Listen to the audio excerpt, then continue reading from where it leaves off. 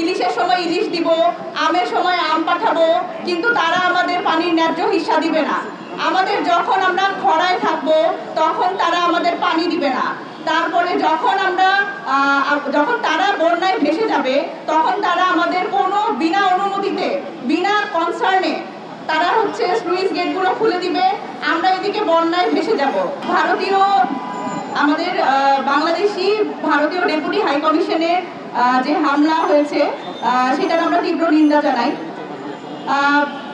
আচ্ছা, আমরা বন্ধু রাষ্ট্র বলতে কি বুঝি? আমাদের গত 17 বছর ধরে আমরা ফ্যাসিবাদী ব্যবস্থার মধ্যে ছিলাম এবং আমরা শুনেছি যে ভারত আমাদের বন্ধু রাষ্ট্র।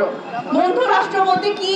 আসলে এটাই যে আমরা সবসময় সবকিছু দিয়ে যাব, আমরা ইলিশের সময় ইলিশ দিব, আমের সময় আম পাঠাবো, কিন্তু তারা আমাদের পানির ন্যায্য হিস্সা দিবে না। আমাদের যখন আমরা খরায় থাকবো তখন তারা আমাদের পানি দিবে না। তারপরে যখন তারা বন্যায় ভেসে যাবে তখন তারা আমাদের কোনো বিনা অনুমতিতে, বিনা কনসার্নে তারা স্লুইস গেটগুলো খুলে দিবে, আমরা এদিকে বন্যায় ভেসে যাব। এটাই কি বন্ধুত্ব?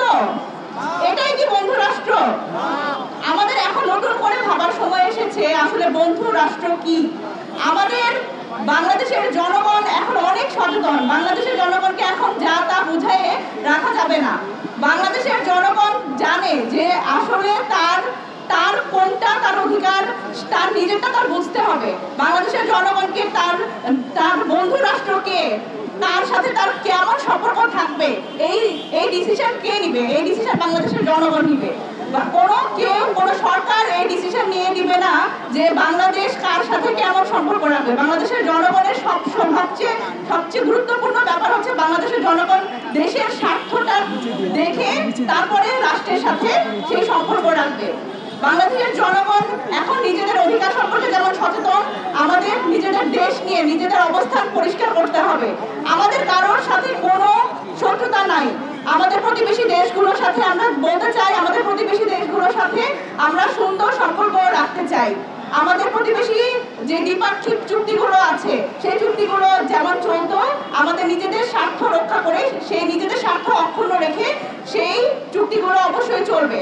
এবং আমাদের এইটা হিসাব করার সময় এসছে যে কোনটা আমার দেশের জন্য ভালো এবং কোনটা আমার দেশের জন্য খারাপ। আমরা খারাপ, যেটা আমার দেশের স্বার্থ রক্ষা করে না, সেই চুক্তিতে আমরা কেন যাব? আমরা সেই চুক্তিতে যাব না।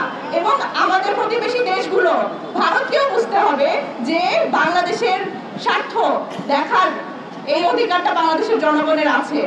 এটা কোনো ছেলে খেলা না যে আপনারা চাইলেন আর ডেপুটি হাই কমিশনে একটা হামলা করলেন, আপনারা চাইলেন হোটেলগুলোতে বাংলাদেশি পর্যটকদের ঢোকা বন্ধ করে দিলেন। এটা কোনো ছেলে খেলা না এবং এটা কোনো বন্ধু রাষ্ট্রের কোনো উদাহরণ হইতে পারে না। তো এই বিষয়ে আমাদের সতর্ক অবস্থান থাকতে হবে, বাংলাদেশের মানুষকে সচেতন হতে হবে এবং বাংলাদেশের স্বার্থ রক্ষায় আমাদের ঐক্যবদ্ধভাবে কাজ করতে হবে। আমি এখান থেকে বলতে চাই, আমাদের যে রাজনৈতিক দলগুলো আছে তাদেরও এই বিষয়ে ঐক্যবদ্ধ থাকতে হবে এবং দেশের স্বার্থ রক্ষায় একসাথে কাজ করতে হবে।